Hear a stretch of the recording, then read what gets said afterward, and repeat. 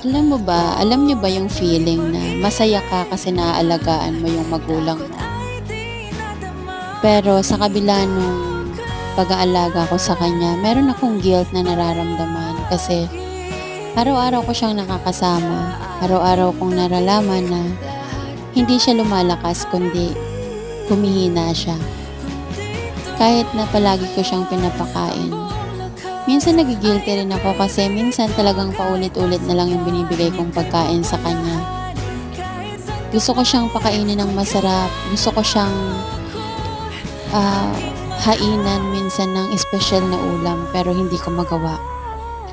Gusto ko siyang bilhan ng gatas, gusto ko siyang bilhan ng masustansyang gatas pero hindi ko magawa kasi wala akong trabaho para ibigay yun sa kanya.